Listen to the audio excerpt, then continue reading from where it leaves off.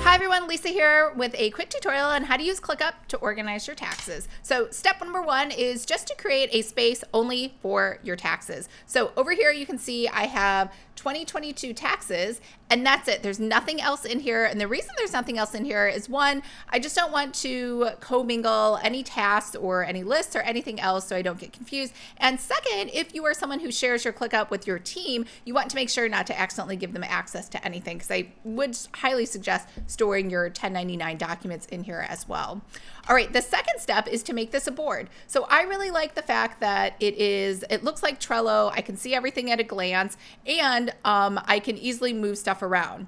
So if you're not sure how to do that, make sure to watch my other video on how to make ClickUp look like Trello. The third step is to make sure you have different columns, which are called statuses, for what's important to you. So for me, I use Bench to do all of my bookkeeping. So if you've never heard of them, they're amazing. They actually are an online bookkeeping service, and all of my accounts are hooked in there, and they automatically just like real time update everything. They categorize all my expenses and track all of my revenue, so I can see all of my income and everything else just at a glance right away.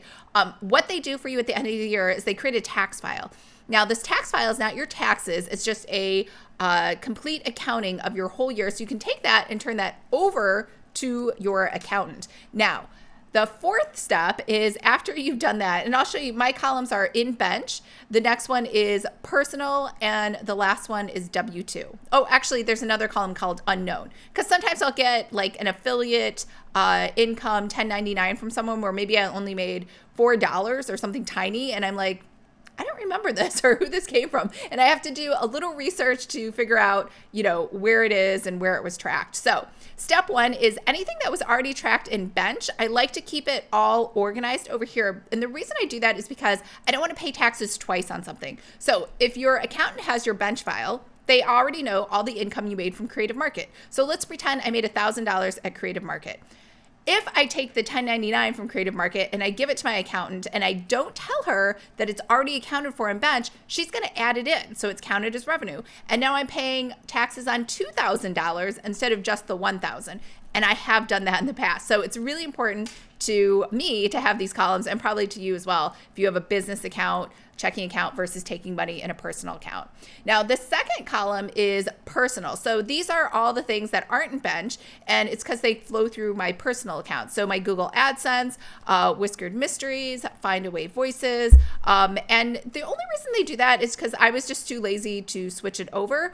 And I missed it again because this year was so chaotic, because I like to switch it like right on January 1. So that way I don't have to like keep remembering which day I switch things over.